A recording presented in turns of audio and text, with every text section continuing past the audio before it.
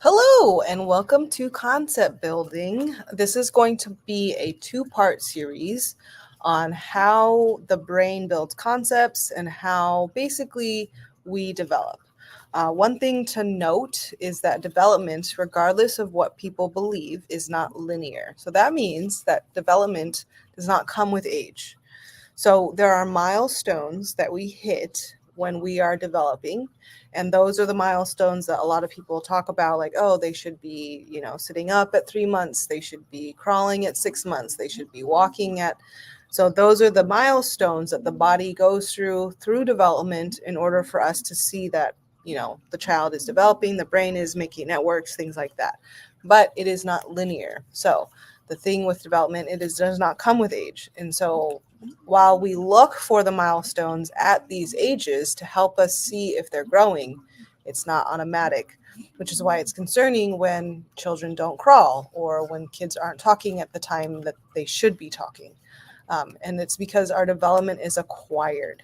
Everything that we know, everything that we do, all our development is acquired. That means that it needs to be taught to us. That means that we need to acquire it. That means someone needs to be conceptually telling us things and inputting things in our brain, and our brain needs to take it and make it meaningful and create a concept for it. And it's not very easy. It's a lot of steps. So that's what we're going to learn in this two-part series. Okay, so firstly, what is a concept? Why is this important? Isn't a concept just what we know? So, or people might say concepts are just the words that we say. Again, conceptual development is not linear, right? Concept building, knowing concepts, is also not automatic. There's a lot of things that happen for us to learn, okay? So it's important for us to keep going with what is a concept. This is going to be spliced here and there just because I'm at the office and we have lots of things going on right now. It's pretty clear. So just forgive me if it comes back and I'm a little bit disheveled or I start something that's not on topic. I'll try my best to stay on topic. Okay, so what is a concept? So concepts, despite what people think, is any word that is spoken that isn't an article. And I say that it could potentially be a concept because words alone are not concepts. So if you look down at the bottom of the slide, you can see it says words alone are not concepts. And it's confusing because I say at top, any word that is spoken could potentially be a concept. And that is because words, if you go back to our auditory session, words are not actual concepts. They don't have meaning. They're actually not words unless you have meaning behind it. Otherwise, they're just auditory units. They're just sounds. They're just tones that the hair picks up and then dumps back out. Okay. Concepts also have different levels. So you have visual concepts, you've got higher functioning concepts, you have concepts that need other concepts to explain it. Okay.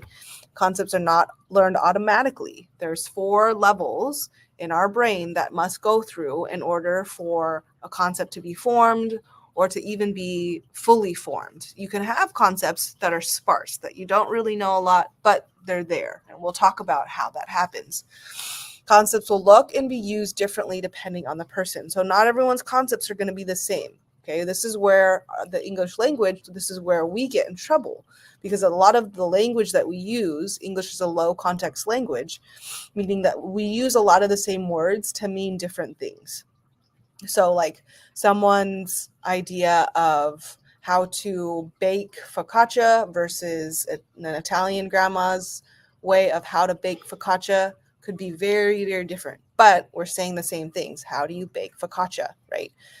The pictures are going to be different. It will also depend on the agents that inform their thinking. So we are all made up of basically other people's thinking, okay?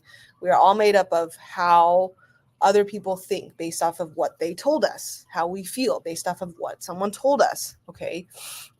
So a lot of our thinking is informed by what other people have told us, and then we've kind of shaped it on our own way as we grow older. When you're younger, a lot of times, younger children tend to mimic the things that their parents say, just because it's their parents that are informing their thinking. And then having concepts is not thinking. Thinking is an exchange of those ideas, an exchange of those concepts. A lot of people can have concepts about things, but they won't know how to exchange the ideas. And we'll get into that as well. And then, like I said, words alone are not concepts. Okay, so the best analogy that I can give is to think of the brain like a filing cabinet, okay? So your brain is a filing cabinet. Pull out the cabinet or the drawer, and then you have all these different files, okay? And each file has a word. So, like I say the word dog, okay? That file comes up. Just imagine that opens up in your head, and then you have all these events, you've got all these memories, you have different pictures, you have all these things that are in that file when the word dog comes up. Now, what comes up in my file is going to be very different than what comes up on your file, because it will depend on your experience with dogs, how someone shaped your world when it comes to dogs. Maybe you don't like dogs. Maybe you're like my big sister and she got attacked when she was little by dogs. So she's always been fearful of dogs. She's come around, but I can guess that her dog file has some bad memories in there or some cautionary things in there that are out of protection and survival because something traumatic happened to her, right? But concepts can change. Filing cabinets, just like files, you can add stuff. Same thing with the brain. You can add things, you can change things. But just like a filing cabinet, when you have different files, the networks in our brain work the same way. You can think of dog and then you can think of like danger, or for me, dog and love. Those are the two files that kind of come up, and they're like go-betweens. There's a lot of memories that I have of dogs that I really love, really loving memories, things like that. And so that's kind of how our networks kind of get, firing in different directions and thinking about different things, is because depending on what someone says can elicit a lot of different files to come up. Okay. Now, here's the thing with filing cabinets in your brain, just like the files in my cabinet, I have some files that don't have a lot of stuff. And this can be true of concepts. This is where I mean that the idea that concepts will look and be used differently, and it will depend on the agents. Okay. So like the word politics, I'm sure everyone has a file for, everyone has somewhat of a concept for it. But if you were to open my politics file, you see that there's not a lot in there. I don't really dabble in politics. I know of it. I know about like the executive branch. I know judicial branch. I know about government, but that's not politics, right? In politics, like I said before, where it says concepts have different levels, politics is a high level formal concept. And so you need actually a lot of different concepts pointing to politics to explain it. And then you can get to, if I knew politics, you could get to a surface level where you could probably draw it and explain politics, but it's not just a very basic, a concrete kind of where you can visually see it, like dog or like even birthday, right? You can see birthday. You can't really see politics. Now, somebody who maybe is a politician could probably see politics. It's kind of like their life, right? Their file is going to be a lot bigger. But that's, again, what I mean by they're all going to be different. It's all going to be depending on how you were informed, and that there's different levels. Okay. And some people's files also have different things in them. So one of the things where it depends on what has been informed is called borrowed language. And so borrowed language is a phenomenon that's been happening in our society a lot, where people hear something, they kind of file it away under a concept that it belongs into. And then when it's time to bring it out, or that concept gets talked about, they'll bring it out and they might say it. Now, how you know if someone has borrowed language is if you ask them, like, well, what do you mean? They might change the subject. Okay. Or they might get defensive. And that should tell you right then and there, okay, so they're just kind of regurgitating what they heard. And this is something that happens a lot in our society right now, that it's what I would like to call is kind of like the Dunning-Kruger effect, where people have like a little bit of knowledge, but they think that they're an expert on it, and then they speak with authority, but they really don't know what they're talking about. That happens a lot. That happens a lot with a lot of our students.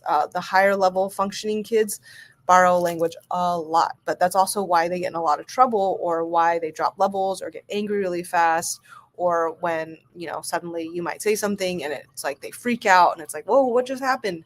It's because they were having borrowed language. They said something that sounded good, but they really don't know what's going on. And so when you say something that's based off of that, and they don't know what's happening, or it's not what they expected, then they're going to drop levels. For example, like say someone is, just really loves to help, is always helping. Just like, oh, let me help you, let me help you, let me help you. I love to help. I'm a very helpful person.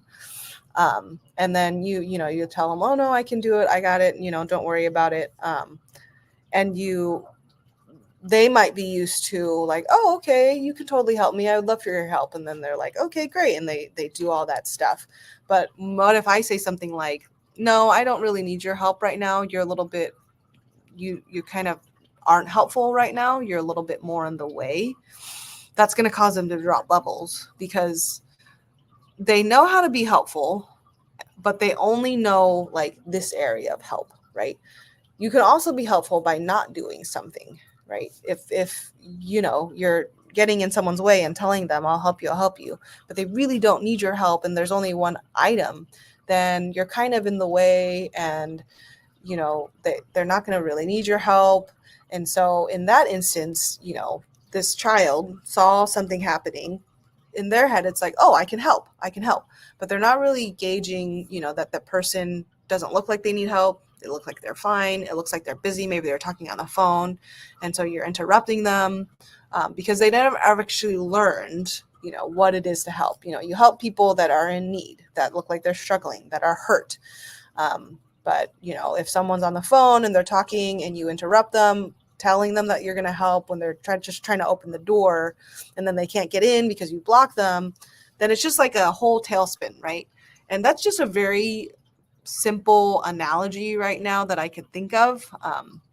So hopefully that follows. I'm trying to think of other instances, but a lot of times we will say something and like with our population, kids with autism, because they pick up patterns really fast and they're not conceptually thinking, what they end up like to do is making people complete those patterns. So like, again, the example of, oh, I'll help. And then they expect the pattern of, okay, you can help me. That'd be great. Thank you. I love that you help me. You're so great. And so they're expecting that. And you might even have kids, you might even notice that some kids, when you don't say the right thing, they'll keep pressing you. They'll keep saying like, but I'm helping, because they're wanting you to complete the pattern. That's something that we don't do at Pi. We are very careful to not fall into completing patterns that are meaningless for the kids because they do pick it up really fast. Anyway, so that is basically, in a nutshell, kind of how the brain works as far as like building concepts. Now, how do we actually build those concepts? We need to recognize that there's different levels of concepts. So like I was saying before, you have visual concepts like chat, a chair, pants. Those are things that you can see. Very easy. You can draw them. A lot of our students, we start at this very basic level, just drawing them. And the drawing aspect of concepts is very powerful. I never want to discount that, especially if you have a kid that's nonverbal or if you have a kid that doesn't really know that they're an agent, that they're a human. So a lot of kids that come to us are nonverbal and they have a lot of behaviors. And it's mainly because they've never had the development that they're a person. So they might have gone through the milestones of walking, talking, eating, things like that. But as far as like actually moving past that stage and developing into a person, a thinking person that has thoughts, can manipulate the things in front of them. A lot of them don't have that because a lot of things have been done for them. And so my best example is one of our students that came to us.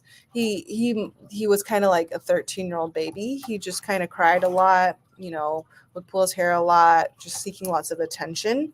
And so what I did for the first month is I just sat and drew him. I just drew like, this is you and this is your arm. And anytime he looked at something or, motion to something or anything, I would draw it. I would write the word and I would draw him an approximation. And it was very cumbersome. It was lots of time. And from the outside looking in, a lot of people would be like, well, that's pointless. Like, he's not even looking at the board. He's not even doing anything. Like, he's not. And truth be told, the first week and a half, yeah, the drawing, it was a lot of hand over hand. One second. And because, he didn't look, he wasn't really into it. He was just kind of all over the place. But the thing with the drawing is the reason why it works is because when you are in the the peripheral nervous system. So you have a CNS and you have the PNS. So you have your central nervous system, which is your brain, your brainstem, and like everything else, the nerves that kind of connect and like tell your body what to do. And then you have peripheral nervous system, which is basically your outside stuff and like how it feels and how it gets the feedback in the environment back into your brain. And so when you're in the peripheral nervous system and you're actually like doing stuff and you're drawing, the peripheral nervous system will actually take the movement and go into the spinal cord, go up to the brainstem, and actually turn on the visual system and make those shapes in the visual system, despite what you're seeing or what you think your brain is doing. That's actually why the hand over hand, that's why the movement, all of that stuff actually works. Because when they're at this stage, when they're at this kind of level and they haven't developed agency yet or anything like that, one of the things that we really need to do is help them create agency. So they need to know, they need their movement access. So you have your visual, you have your auditory, and then there's movement. And the movement access into the brain is what helps with the visual. So that when I kept drawing him over and over again, day after day, after a while, when it goes into concept building, you have, I'm going to skip ahead. You have your sensory receptors, which is your visual, your feelings, your outside, your movement, and then your auditory. And through repetitions and layers, so for me, repeatedly drawing him, repeatedly saying this is you, repeatedly using those same words and layers of drawing, his visual system, seeing all that stuff, after about a week and a half, he started attending. He would start looking. He started to grab the pen, right? Because all of a sudden the brain is turning on. The brain is making networks. The brain realizes, oh, I'm a person. I have thinking thoughts. Okay. And then his behavior started to disappear. He started understanding a lot more. His receptive language started going higher. And then he actually started trying to talk. And he still does. It's still slow going, but he still tries to say certain words. He actually can say hi. He can say sit. And again, he was completely nonverbal when he came. But when you're working in that system and you're actually doing the layers of repetition, the ideas start to form. So then the pictures are coming up in their head and they can think about it. And that's when language and thinking comes into play. Okay. And so that's why the visual concepts, we always start at just the base of like just drawing them. Anytime we have things that the kids need to learn, the students need to learn, the young adults need to learn, anytime we have those, we always draw first. We always draw them. We always show them because it helps them to see themselves. Now, here's the tricky thing about young, higher functioning kids. A lot of the higher functioning kids, especially with what's that fancy new terminology again? Hold on. It's a new one called PDA, pathological demand avoidance, which is like a new term for, well, maybe not new, but it's like up and coming for people with autism. And I have a problem with this kind of term or diagnosis because the avoidance of all of that is pre-operational. And so these kids are staying in a me, myself, and I like picture area. And instead of correcting them, how they need to be different, helping them see the areas that visually you need to be thinking about we, us, them, sharing ideas with other people, we're letting them isolate and we're taking away demands because it seems like it's too stressful. When what we're doing is we're disabling them even more because we're not giving them the tools and the know-how how to manage these things. There's a lot of things that people don't like to do. I mean, a lot of times, not a lot of times, but there are mornings when I wake up and I don't want to go to work or someone is demanding something of me and I try to avoid it. When I get overwhelmed, I walk away from my work. I get it. Like there are things that we don't like to do and we don't like to deal with, but allowing children to shut out the world because there are demands on them is not a strategy or a concept that we should be teaching these children, right? When there are demands, we need to be teaching them how to handle those demands, take the information and manage their feelings, and then use language to explain, I don't have the time for this right now. This is becoming too overwhelming. We need to give them the language to advocate for themselves. We also need to paint the picture for them to understand that it's just not about them, right? One of the biggest things that we push here at Pi for all of our young adults or anyone that attends our program is that we are a we. We are a they, we are a us. We all work together. We are a community. We build relationships. And so, what I want to do, I need to make sure that it doesn't affect other people. And what I want to do, I need to also make sure that if other people want to join me, that I'm inviting them, right? We're always thinking about not just ourselves, right? In neuroscience, the methodology that we use, there's 4 levels, and this is part of Piaget and Vygotsky's development as well. But you have sensory motor, which is 0 to 2. You have pre-operational, which is 3 to 7, me, myself, and I. We have concrete, which is 7 to about 13, and that's we, us. And then you have formal, which is 14 and above, which is they, them, together, global, right? So those formal type of concepts really look at how we can improve globally together, how the masses can come together. And so that's why like politics involves lots of people, government involves lots of people, business, those kind of formal concepts involve lots of people. And so we are always trying to push for concrete thinking, right? We don't want pre-operational thinking, because pre-operational thinking is me, myself, and I.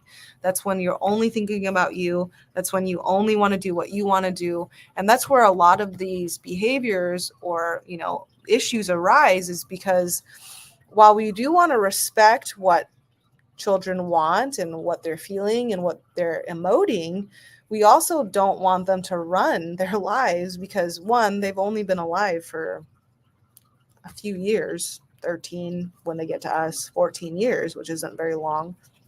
And two, our feelings are not truth a lot of times, right? We have, for the brain, just so everyone knows, we have hundreds of thousands of feelings, lots of different feelings, okay? But if we were to respond to every feeling we had, we'd be in a lot of trouble, right? We only respond to the feelings that are named feelings, which is emotions. Emotions are the named feelings, okay? So like sad is a named feeling. When I have this feeling, I know that this feeling is called sad. When I have this feeling, I know that that feeling is mad, which could also be different than angry, which is also could be different than rage, right? Hundreds of thousands of feelings that can tell us different things. But if we, again, let our feelings rule how we think, how we operate in the world, we're going to get in a lot of trouble, especially if we're at a pre-operational stage. And going back to the high functioning kids, when they are higher functioning, a lot of times the pre-operational kids will not want to see other kids in their picture. They'll tantrum, they'll throw fits, they won't like it. I've seen it actually. Drawing kids, especially if they've done something wrong, and you draw them and draw what actually happened and draw them in the wrong, they will not like it, because their picture is all about them. And by not addressing certain things, a lot of these kids come to us and they haven't addressed these things. In fact, you've created more of a fixed mindset, again, where it's me, myself, and I'm the greatest, I'm the best, I am ruler of it all, and everyone else works for me. That's the kind of thing that when we play into those feelings and emotions at that pre-operational age or stage, and we don't realize that how they're feeling, we need to shape, and we need to give them concepts to understand how to deal with these things in a more concrete thinking pattern, in a more we pattern, right? If Johnny takes, if Johnny's playing with something and someone comes and grabs it out of Johnny's hand, it's understandable for Johnny to be very upset and want to hit them, but we don't want them to hit them, right? We say, okay, so if you hit, little Sean because he took your toy, what does that solve, right? How can you be better, right? And they might not like this. They want you to just fix it. They want you to just go and grab it from them because they want to kind of do the same thing that was done to them, right? They don't have the higher level of thinking, which is why you as the adult need to come in and recognize they are a child in need of shaping. They're a child in need of someone helping them understand why this behavior of maybe hitting someone or why this behavior of melting down and crying in the middle of the store is not acceptable in order to get what we want or to state how we're feeling, right? So sorry, that was a very long thing about visual concepts and how they start and why the base concepts are really important. Okay. Again, base concepts of feeling.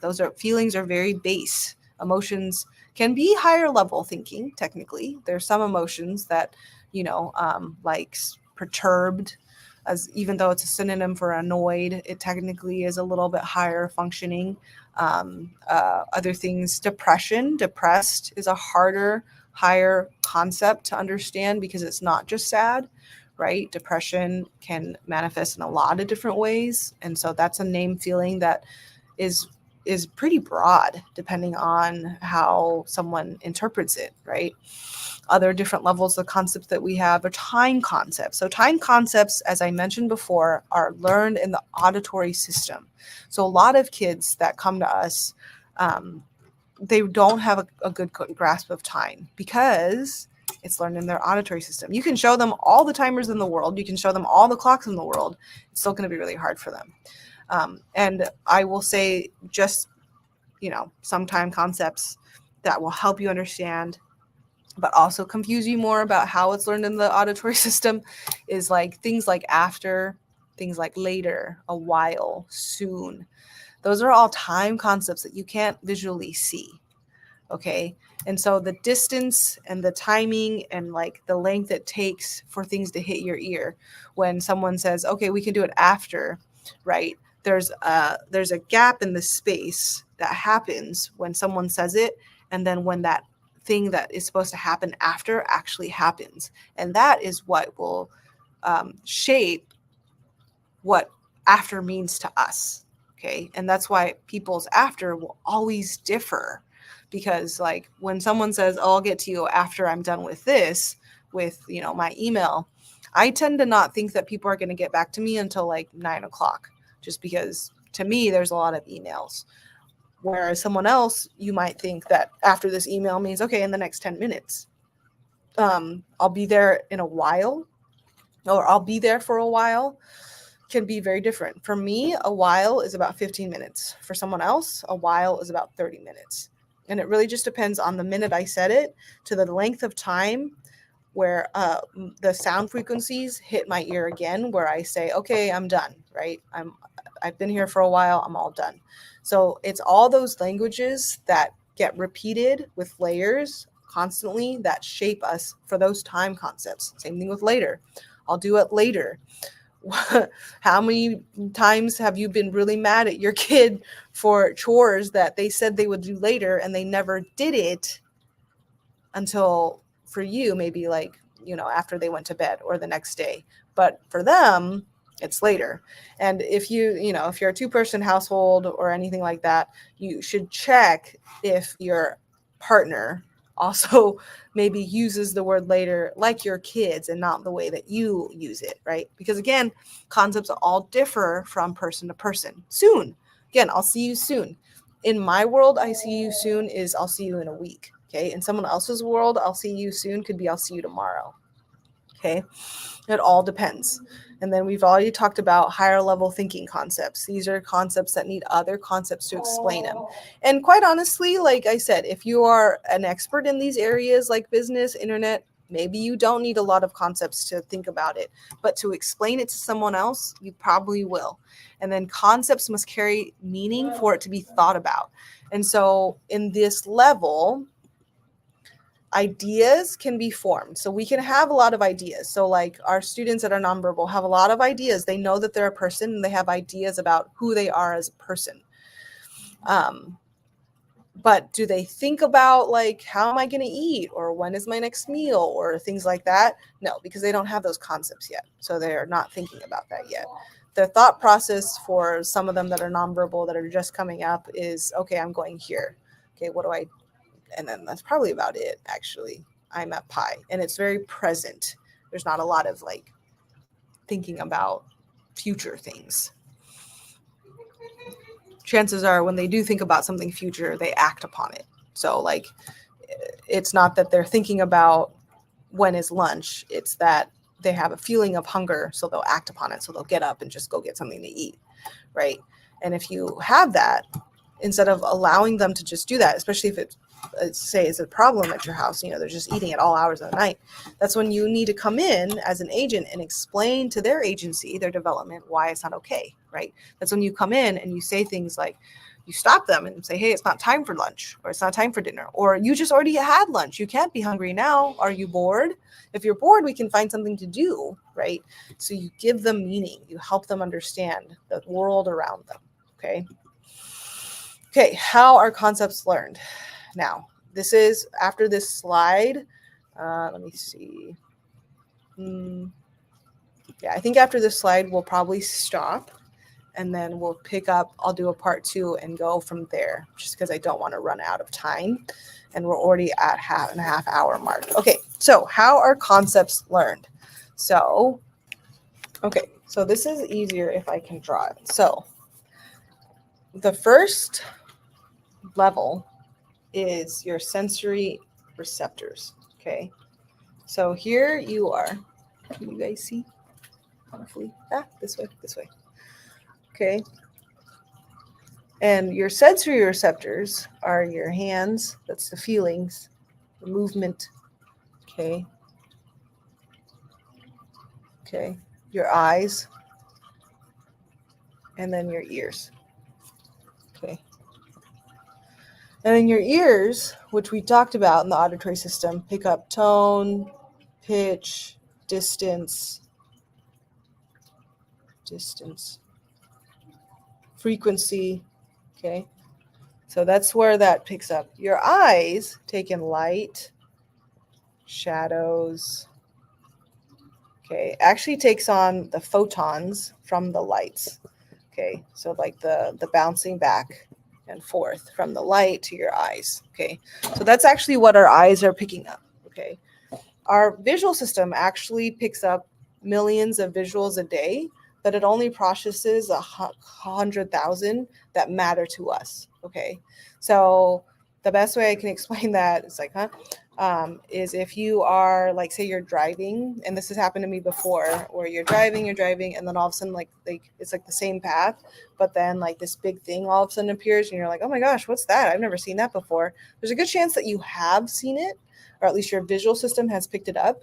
It's just that because it was meaningless and you didn't know what it was, like it probably didn't have a shape, maybe it was construction, and then all of a sudden it was like, it looked like something, then your visual system was like, oh, and then your brain was like, oh, we need to figure out what that is. And so then it turned on. It was like, important. And so that's what it means by, it takes in, your visual system takes in millions of visuals a day. It just only puts in the stuff that's important to you, okay? And so now at the sensory level, everyone starts out at that level where everything is learned through your ears, eyes, and your movement, okay? Now, the thing is, at a baby's stage, okay, so when they're babies, so how we acquire our development, okay, is that when we're babies, okay, here's mom, okay, we are an extension of mom at this stage, okay? So all of our thinking is mom's thinking, okay? We make a reaction, we might cry, rah, and then mom goes, are you hungry? Are you tired? Okay, so mom is doing our thinking for us. is helping us think. And again, through those layers of mom talking all the time and the reciprocity that happens with baby, reciprocity is a really important thing. One of the things that I've found in my line of work is that the kiddos that had autism, they weren't very reciprocic. Like they just didn't have a lot of like communication really, and they were more on the quiet side.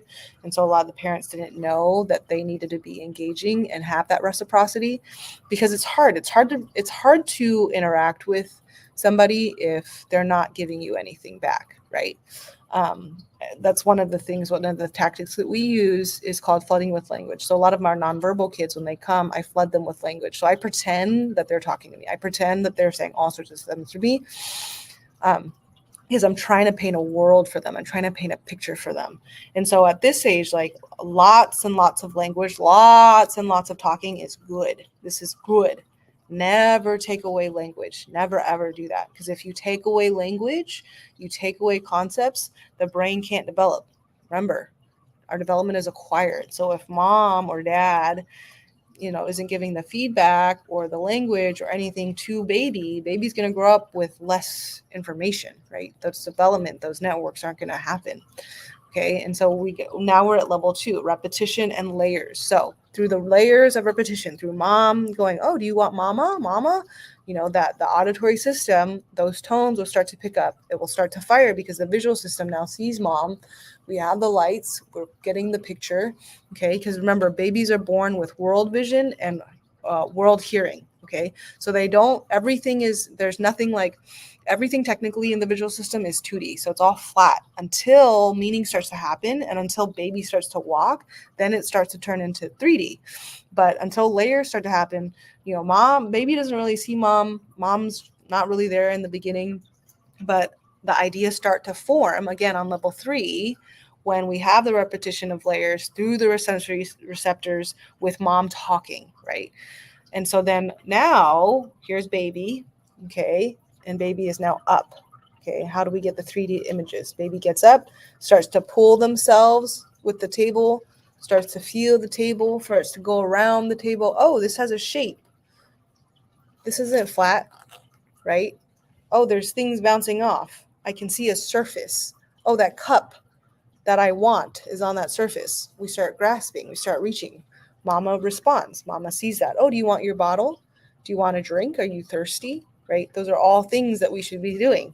Maybe baby's not hungry, just wanted to grab it, throws it down. Oh, you threw down your baby bottle. Okay, so then you're not thirsty. That's fine, but let's not throw it on the floor. Let's keep it on the table so that we can make it clean, right? Language. How do we teach kids to be clean? Start at a very young age. Just tell them to be clean from a very young age. They'll learn it, right? Kids will not know anything unless you teach it. Same with adults. We have a lot of young adults that grow up and they don't know how to take care of themselves. Why? Because no one's taught them. Everything's been done for them. Got to take some stuff out. Let them figure out how to use the stuff in their brain, right? And so then we're at the 3rd level. Ideas start to form. Okay, more language. Thinking happens. Oh, table. Mom's like, yeah, you're pulling yourself up of the table. Good job. And then now we are thinking. Now we have words and we can say mama. And then mama responds and it's all good. And then, oh, that's a good thing. That's a good feeling. And then baby likes that, right? So that's how concepts are learned. Now we have a file named mama. Okay. Now we're creating a file for dada. Now we're creating a file for sister. I don't know. Now we're creating a file for hungry, for baba, for ball, the things that we like. Okay. The language centers in the brain, the Wernicke's and the Broca's areas will start to light up. And that will signify the mouth and the tongue and everything to start taking shape. Now, if you ever hear that your kid isn't doing the right sounds or anything like that, don't hesitate to correct them. Start correcting them at a young age. Look at where their tongue placement is. Think about where your tongue placement is. One of the hardest sounds to make is the sound, like nose. A lot of kids can't make that noise. They'll do it through their throat, not with the tongue up there, right? One of the things I always say is, can you say nose? Because most people can say nose, and then I'll be like, okay, so then if you can say nose, it's the first sound, it's just like you say nose. Okay, those are the things that we need to fix. Today, the funniest thing even happened where I was telling the kid, you need to tape up the box. You need to tape up the box. He kept picking it up. He kept picking it up. I'm like, okay, so what's happening right now? I was like, do you not know what it means to tape up a box? And he was like, tape? And I was like, yeah, I'm saying tape. He thought I was saying take the box, take up the box. I was saying tape up the box. He heard take up the box. So he was doing what I said, take up the box. He kept taking it up. And I was like, no, tape. He was like, oh. So then he put it down. But again, the language there, we don't know what the auditory system picks up. We have no idea, right? And this is where we need to come back. We need to be teaching them the concepts. We need to understand language. A lot of things can be solved if we pull back and look at our language, okay? Everything must be taught. All concepts will be taught. Every little thing has to be taught, from basic necessity, advocating, using our language, even the kids that don't have language. So again, you might be like, okay, but that's great, but my kid is nonverbal. Even the student that's nonverbal can be doing stuff, can point, and will talk. You can give them choices. A lot of the times with our nonverbal students, what I'll say is, show me. Can you show me? Can you show me what you mean? Take me. Show Miss Lee. And they'll show me, because, from the beginning I'll be like, is this what you want? Is this what you want? Here, let me take you. Show me what you want. Is this what you want? Is this what you want? And I don't ever give up, because especially if a student is wanting to talk or wanting to do something, that's when you want to engage them. And so, if your babies are really, really like rambunctious, or you have young toddlers that can't go to sleep, there's a good chance that they're also in a rapid growth rate. And so that happens at certain ages where the brain really is picking up stuff and really wants to learn. And that's one thing that we need to always remember, is that if the child is ambulatory, if they can walk, they will want to learn. The brain loves to learn. The important thing to remember is, how are we teaching them? Are the concepts meaningful? Do they even understand the words that we're saying? If a child doesn't know the concepts on a worksheet and it's just a bunch of words, you cannot blame a child for having a behavior because it's overwhelming. If someone were to give me like a doctor's form to look at and fill out, I probably would just toss it aside. I probably wouldn't want to look at it. I have the behaviors to know to walk away. Okay. Now imagine that they're 7 and 8. They don't have the concepts. They don't have the language. School's been difficult for them. They have all these expectations. And then they're given this paper to do something, and they don't know how to do it. And yet they're being told that they should do it. No one's helping them. In the past, maybe they've said they don't understand it, and people have told them that they've lied, because maybe they were good at it like 2 grades ago, right? And then they're going to have a behavior, and it's like, oh, he's a bad kid. Da, da, da, da. Simple thing. Okay, so what is the problem? A lot of times it's like, okay, do you not understand what this is saying? And it can be as simple as circle the letter, circle the ending word, circle the ending letter, right? Those words, those concepts, even on directions, can be overwhelming, because if they don't know what ending letter means, if they don't know what circle means, we even had to teach a child the other day what it meant to circle a letter. She kept putting a circle next to the letter. It was just like, no, circle the letter J. And so she would put a circle and by J. And so I had to tell her, like, no, you're making a circle go around the J. Like, she didn't understand that. And she kept struggling with so many different worksheets that we had.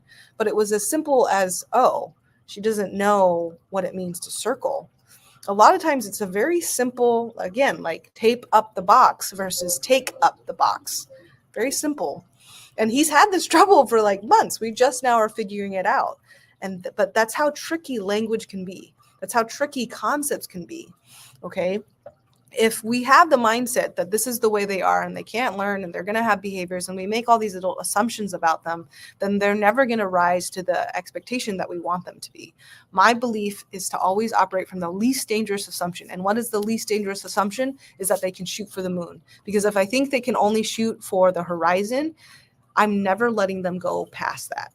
So if I lower the bar here and say they can actually reach here, I've caused them to not reach their potential.